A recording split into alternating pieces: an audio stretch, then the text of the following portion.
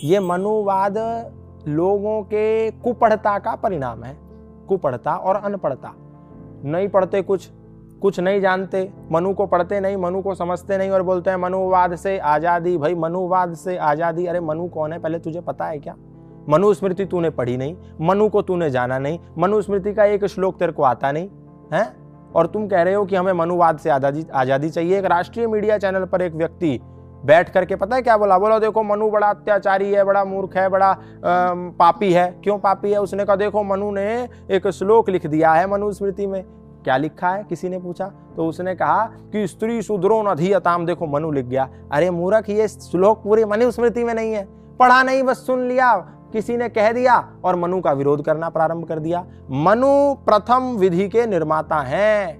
मनु ने कहा है कि नारियों का सम्मान होना चाहिए। मनु ने कहा है कि ब्राह्मण की पंक्ति में यदि कोई शूद्र आ जाए तो पहले उसको भोजन मिलना चाहिए। मनु ने ब्राह्मण, क्षत्रिय, वैश्य और शूद्रों के लिए समान नहीं अपितु शूद्रों को प्रिविलेज दिया कि यदि कोई अपराध वही एक ब्राह्मण करता है और वही एक शूद्र करता है तो ब्राह्मण को 16 गुना दंड देना चाहिए, क्योंकि वो जानकार है, वो जानता है कि पाप क्या है और पुण्य क्या है। लेकिन शूद्र नहीं जानता, इसीलिए उसको कम दो। लेकिन ये जानते हुए भी पाप करता था, इसको 16 कोड़े मारो, उसको 1 मारो।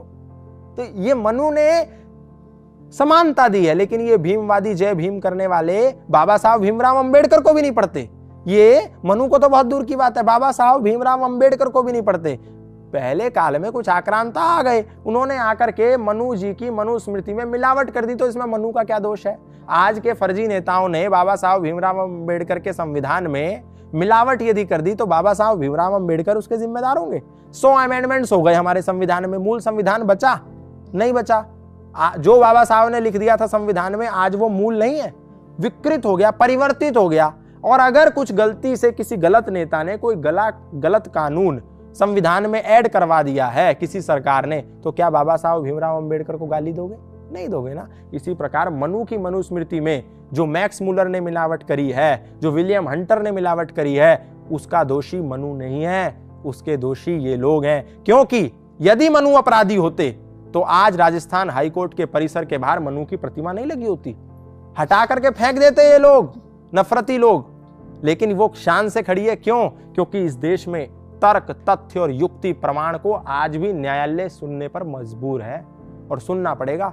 नहीं तो आदेश दे दिए थे एक समय पे जज साहब ने कि इसको हटा दो, क्योंकि मनु तो भेदभावी है, मनु तो पक्षपाती है। लेकिन एक व्यक्ति खड़ा हुआ सनातन धर्म का, उसने कहा नहीं, ऐसे कैसे हटा दोगे? ये देखो मनु तो सबकी समानता की बात करते हैं, मनु तो शूद्रों को और प्रिविलेज देते हैं, मनु तो महिलाओं को और आदर सम्मान देते हैं। नहीं हट सकती। जज साहब ने कहा हाँ बात तो ठीक कह रहा है, नहीं हट सकती, ऑर्डर कैंसल, मनु की प्रतिमा हाई कोर्ट के परिसर में रहेगी। और आज तक इन लोगों में दम नहीं, उसको हटवा लें जाके। चंद लाइंस में मनुवाद है क्या?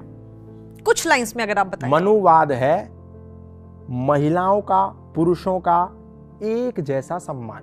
मनुवाद है शूद्रों का, ब्राह्मणों का, क्षत्रियों का और वैश्यों का एक सम्मान। मनुवाद है समानता, मनुवाद है समरसता, मनुवाद है सुगमता।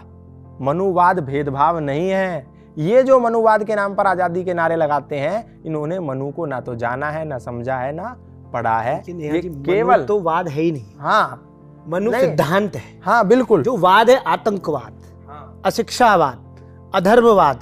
जहां वाद आता है वहां विवाद आता है, जहां सिद्धांत आता है वहां सिद्धि आती है। तो वाद शब्द मनु में इन कुकर्मियों ने लगाया है, उसको आप नहीं लीजिए। देखिए मनु के सिद्धांत को आप पढ़ेंगे तो श्री, कल्याणी, मंगला, मोक्ष प्रदा, वीर प्रदा, रत्न गर्भा, ऐसे परिचय दिए हैं स्त्रियों के। वहां पे रत्न गर्भा की, रत्न की जागृति जहां हो रही है, रत्न जैसे स्वरूप मनुष्यों की जहां पे उत्पत्ति हो रही है, ऐसी रत्न गर्भा। कल्याणी जहां कल्याण स्वरूप जागृत हो रहा है, ऐसी कल्याणी। ऐसी मंगला, मोक्ष प्रदा, वहां पे स्त्री का सम्मान वहां है।